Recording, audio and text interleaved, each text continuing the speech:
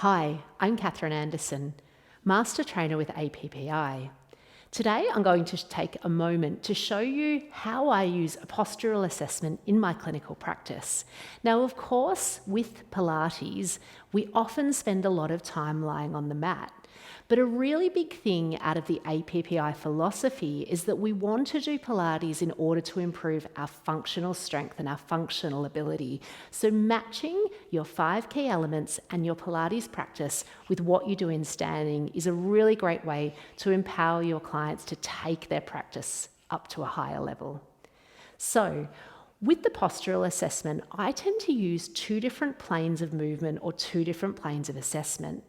We have Molly here who's going to show you those different movements. And the first one that we look at is a vertical line.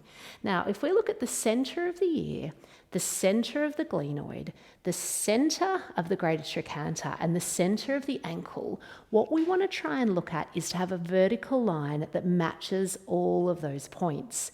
Now, if someone is out of that line, what we most often see is that people stand in a postural sway. Now, the postural sway is very common in girls and particularly taller people because they tend to sit into their hips.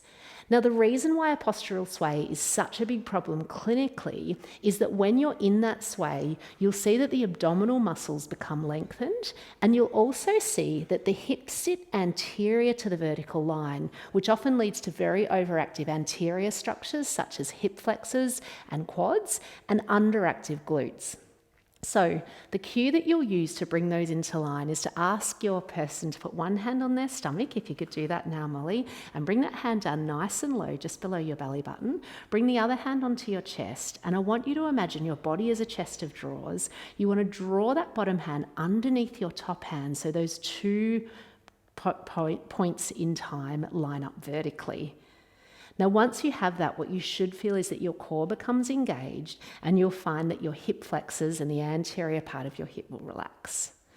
Beautiful. So number 1, always correct the sway.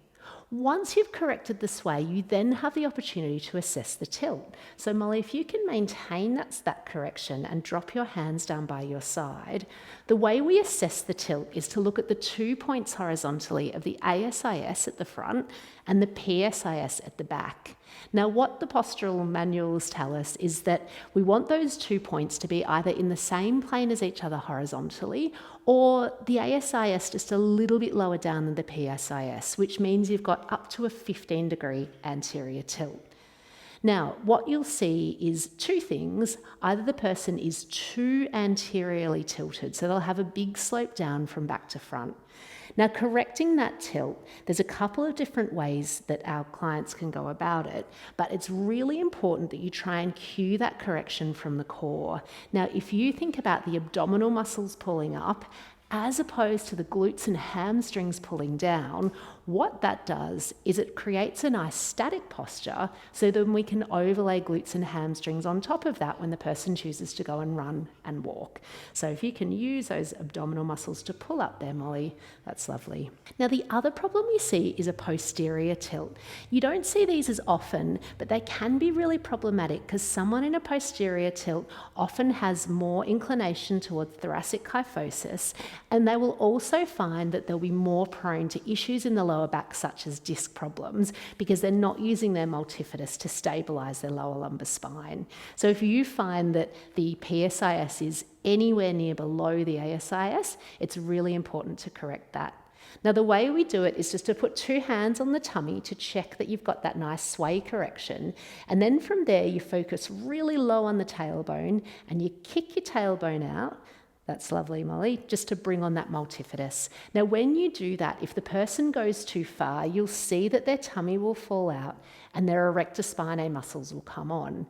But if they do it in that really lovely isolated way, using the lower back muscles, using the multifidus, what you'll notice is their stomach muscle becomes a little bit more firm, and they'll report to you that they can feel all those beautiful primary sling muscles switching on.